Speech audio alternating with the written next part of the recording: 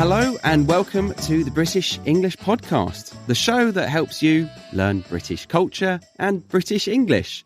And I will be introducing you to a lady called Adriana, who does a very similar concept to me, but she comes from Australia. You're not in Australia at the moment, but you are Australian. Exactly. Hello. Thanks for having me, Charlie. I'm from Australia. Yes, but I'm not in Australia, as you said. Great. Okay, lovely. Thank you for coming on. So, Adriana, where are you in the world at the moment? At the moment, I'm in Zagreb, Croatia. So, a lot of people don't know where that is, close to Austria, in former Yugoslavia, in a former Yugoslavian country. Interesting. And why are you there? Why am I there? I like to joke that I'm stuck here now. But when I was younger, I finished uni at about 2021 in Australia. And I do come from a Croatian background. We'd been back here a few times on holidays. And I was thinking, work a 9-to-5 job in Australia, get a mortgage, settle down, do all that, or try living abroad. I'm like, yeah, may as well just try living abroad. And then I was here, moved, started working a bit. And then I met my husband. We got married and we settled down here. And yeah, I joke that I'm stuck here, but I really like living here. Ah, very cool. Yeah. So you stepped out into the unknown. Yes, I like challenges. So for me, this was, I like living in Croatia. It's very close to Vienna. It's about 3 hours. Venice is 2.5 hours. You've got the Adriatic Sea. Could be, depending where you want to go, about 2 hours. In Australia is a beautiful country. I'm very grateful for my education, upbringing in Australia. Honestly, very, very grateful.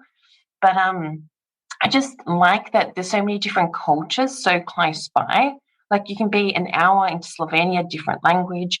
Serbia is very close. Bosnia is close. Italy is close. I just think it's nice that you can go anywhere.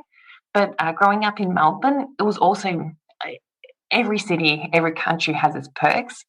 But it's just so far away. Like New Zealand is close. Asia is, if you're going to Singapore, it's like an 8-hour flight. An 8-hour flight here, yourself, you're from the UK, you could be, I don't know, like you can be in Doha pretty much from Zagreb to Doha is about 6-hour flight. So I think this was also very nice and exotic for me growing up in Melbourne that we have this luxury here.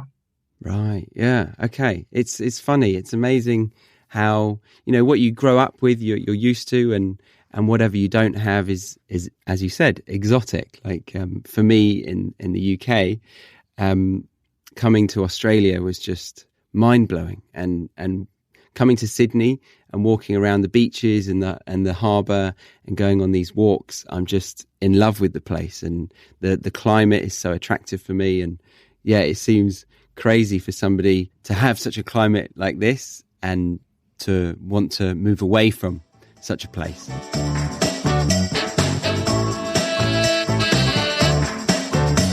And before we get into the episode, I'd like to remind you that we have a free worksheet available for you to listen along with, as it has some of the great intermediate to advanced expressions defined in a glossary. So head over to thebritishenglishpodcast.com or find the link in the show notes to enjoy that free resource along with this episode. And I also want to say we've got the transcripts available for the full show, meaning parts 1, 2 and 3, all manually transcribed so that you can understand every single word. And if you really fancy it, we've even got the Academy, which allows you not only to recognise intermediate to advanced vocabulary, but also feel confident to use it correctly in the right environment. So for that, head over to the Academy. But if you just want the transcripts, then that's the premium podcast. But if you don't want any of that, just make sure you get the free worksheet over on thebritishenglishpodcast.com. All right, back to it. Enjoy the show. To move to a European country. Although the weather, is it pretty good for you? Well, it's funny, when you say that. So here, at the moment, it's winter and it's very cold, and it's not very cold, but it's cold. But a lot of people have. I'm from Melbourne, so when people are like, "Oh, Australia, it's always hot. We're always surfing. We're always in thongs and boardies." I'm like, "Yeah, dude, no, that doesn't really happen. If you're in the Gold Coast, in warmer climates, yes, but I'm specifically talking about Melbourne here, Adelaide maybe as well, and Tasmania." So I always tell my husband, we'd gone back about 3, 4 years ago. I'm like, in Melbourne, we have these strong winds, and winters are Mm. worse for me in Melbourne when they're about 8 degrees and it's very windy than about a -15 snowy winter here. Everyone's Right. like, why? How? And I'm like, dude, once that wind blows, you can't walk. It's just chilly. Like the wind goes under your skin. And I'm just like, I'd rather it be like 2 meters of snow and freezing weather. And he experienced this and he's like, wow, it really is cold. I'm like, told you so, told you so. and, and so it really depends what you prefer and everything. The summers in Melbourne a lot more. I just remember you can't walk out on the concrete here in Croatia. So summers can be 40 degrees, but you can be outside. In Melbourne, at least, when it's 40 degrees, you can't be outside. It's just so hot. Like it's just scorching hot. You can't Yeah, be on yeah. concrete. When you say be on concrete, are you meaning like a real Aussie? You're not wearing shoes? No, just yeah. I don't do that real Aussie thing. I always wear shoes. So, like, it really depends on the type of. Can you explain that a little bit? What do you Yeah. do? Sorry. So I've been living in Sydney. I arrived in the Gold Coast and I went down to Byron Bay within the first week. And the majority of people in Byron Bay, guys, is a beach resort and a beach town. And it's what I would class as quite a hippie culture. Would you agree? Yeah, yeah. And That's why I'm asking you to explain this. yeah. So these guys don't really feel like even flip-flops or thongs for Australians are worthy of wearing. So they just don't wear any shoes. And for me, it's crazy. Like to walk around in the shops, go off onto the road and walk around where there could be like anything on the floor. They're fine with it. I wonder if they've got really thick soles. Yeah, so that's why I said it. And I did actually see it in Sydney. I saw it quite recently, like normal looking environment in a city, and a guy was walking around with no shoes on. Uh, I'm going to be really stereotypical and judgmental here. So I'm Australian. I think this is weird. I don't understand how people do it. But I grew up in Melbourne. Melbourne's a city. Like, I've never seen anybody doing this in CBD, centre of Melbourne. But if you go out to Torquay or to Sorrento and that, you may see this there. Torquay more the surf towards the Great Ocean Road. You will see this there. This is strange for me. And it's strange for a lot of people.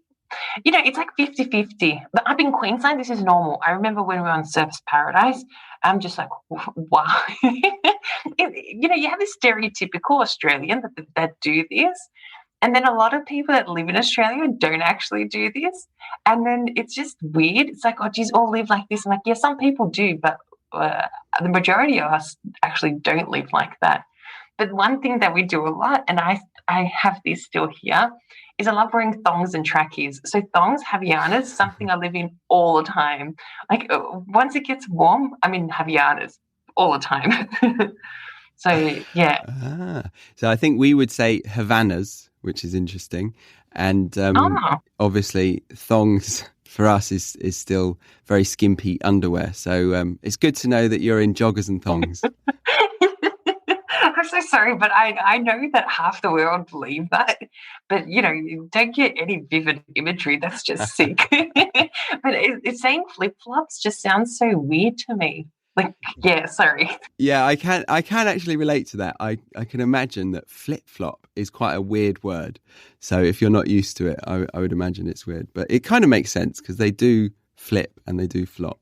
Yeah. But yeah, there we go. So guys, this is kind of the first time that we've met. And so we've landed on different topics, getting to know each other. And this was why I decided it would be good to focus this episode on how to create small talk with a stranger. So the first tip that I saw after doing a little bit of Googling, was giving a compliment early on. Do you feel like you actually do this quite quickly, or does this come naturally to you, do you think? Yes, it does, but I wouldn't give a male a compliment just because, I'm a female, but I'd give a female a compliment. So I do this quite often, yes. And just about what they're wearing, a soft compliment, not like, oh, wow, you're so skinny. That's too harsh. Or, oh, wow, you've put on weight. That's not commenting on that. But like, oh, something, what they're wearing, a hairstyle, maybe a bag, their shoes. Yeah, I would. Yeah, okay. That's nice. Yeah. Interesting, though, that you wouldn't give the compliment to the opposite gender. So that's something to point out, that people are quite sensitive to the idea that you're potentially flirting. Is that right? Exactly. Yes. And I've made this mistake in the past. And I'm like, yeah, no, I strongly advise against it. Sorry, but from my personal experience, if you're a female.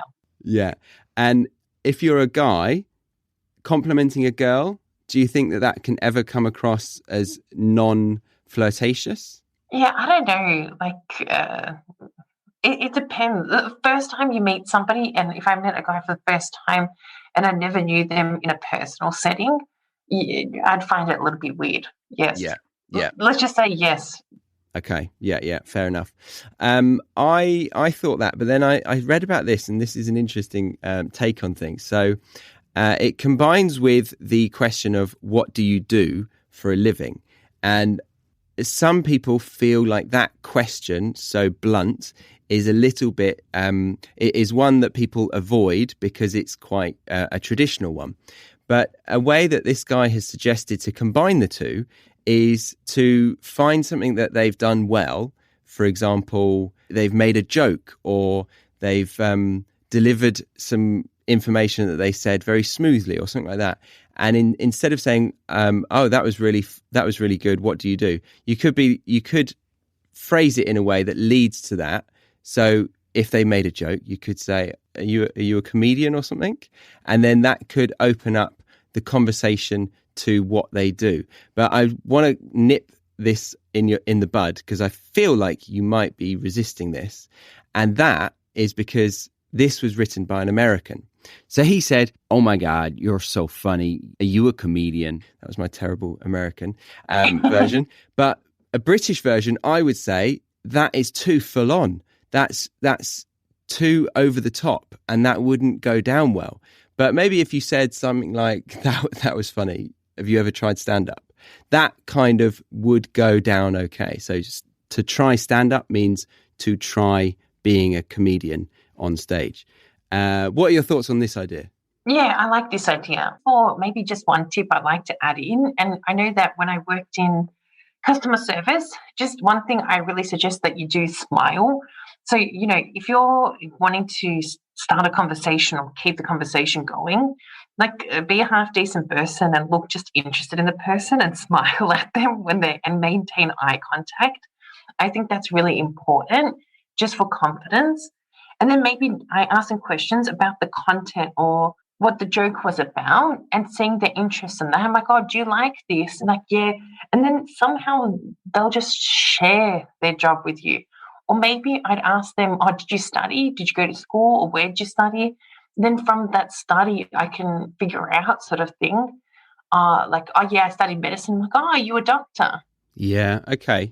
So you're, responding to the environment is an absolute necessity. And what you said earlier also is so true. It's not necessarily about what you're saying. It's about how you're presenting yourself. So a simple thing in British culture, certainly, is a smile. Sometimes we forget to when we're walking past each other, but a smile goes a long way. Eye contact is massive. And I think there's a really obvious difference between active listening in the body language and not being so curious.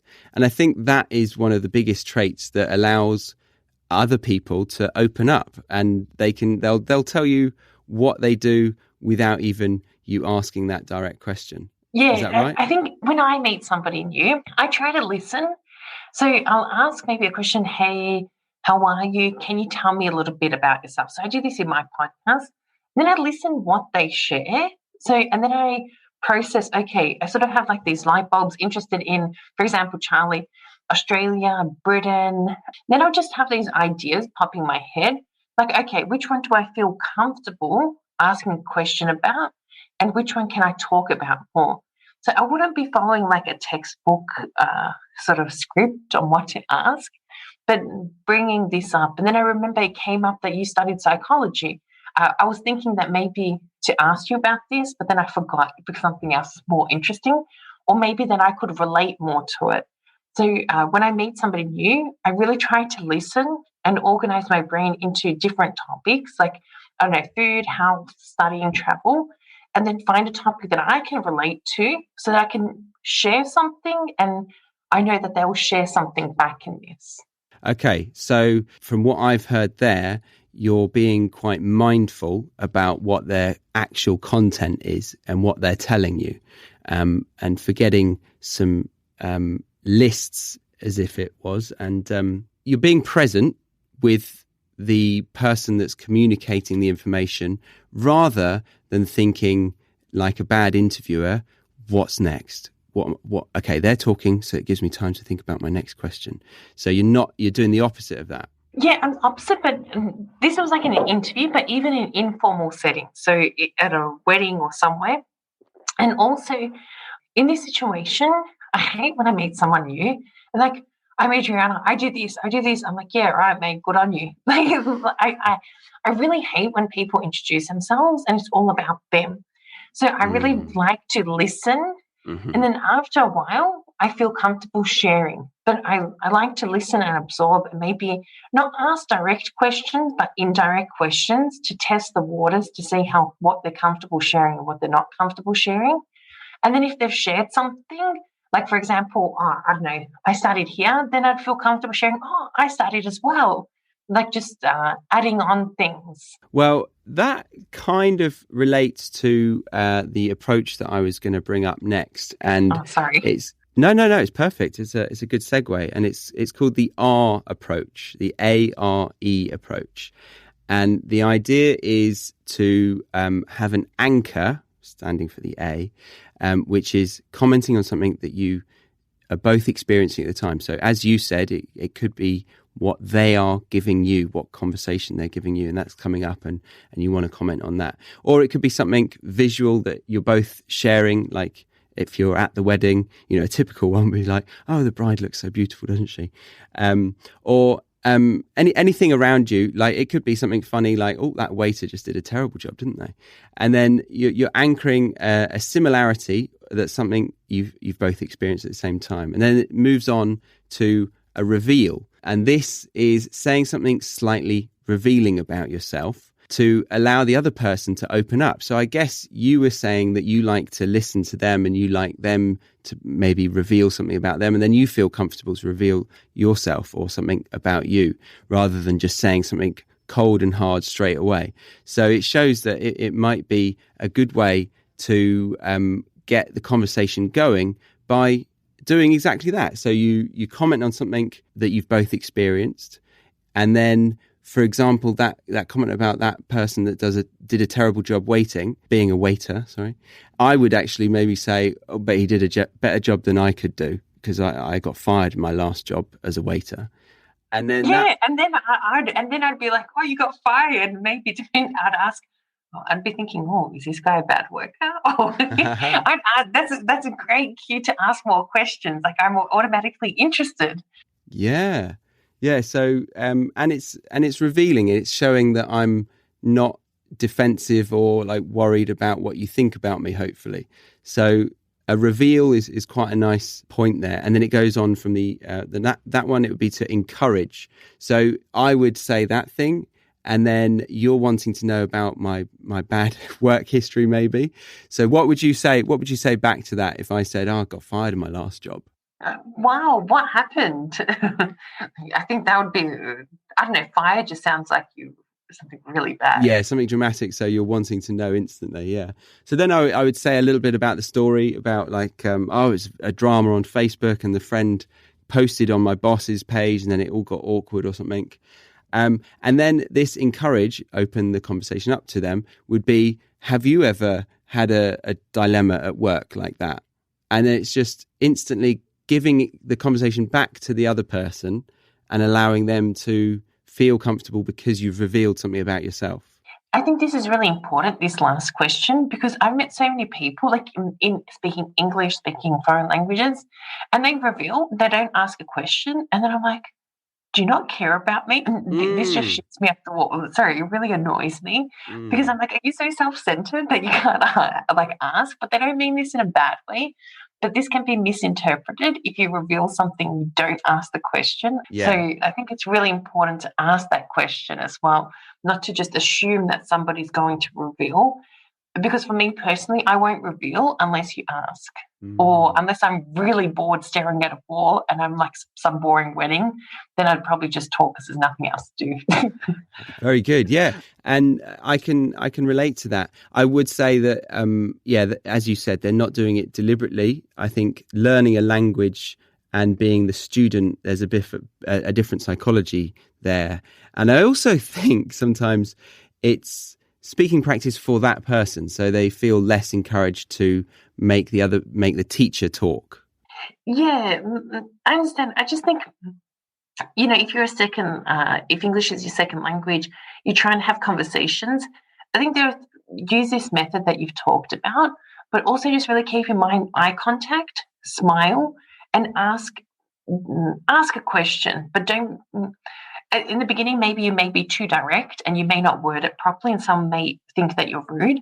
But, analyze each time you've asked that question for somebody else to reveal so that you get better at asking questions, being subtle, more direct, funny. I think that a lot of second language learners really have the problem of asking for questions or just speaking. You're going to make mistakes, but stress less. The more you do it, you'll get better. That it happened in my own personal experience. And I just know that you can just analyze it a lot better. Very nice. I think that's a lovely place to leave this part one on small talk tips. But we're going to be putting these tips into action, into a role play between the two of us in part two.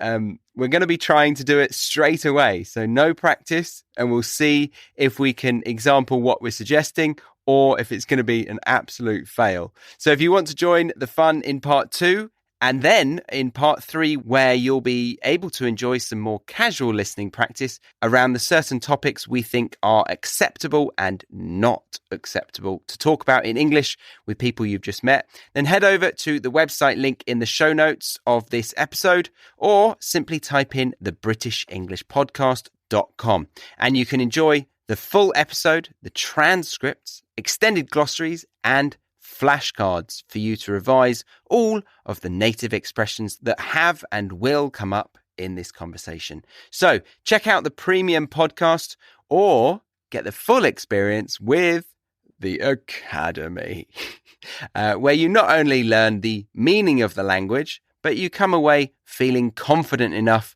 to actually use the language yourself, which is what it's all about, right? But if that's all you wanted from me today, then grab the free worksheet that is also available on thebritishenglishpodcast.com, and I will see you next week. If you wanted to find out more about Adriana and how she teaches the English language in her Aussie way, then check out the links in the show notes that I've left for her. But Adriana, where would you suggest people to look for you? So you can find me on my website at www.englishteacheradriana.com, and on social media, search for English with Adriana on YouTube, Instagram, TikTok, Facebook, Pinterest, all social media platforms pretty much. You're everywhere. How's TikTok going for you? Oh, I love being a teenager, but it's hard work. It's hard work. Hope to see you in part two. If not, I've been Charlie Baxter on the British English Podcast, and you've been a bloody good British English student. Until next week, bye for now.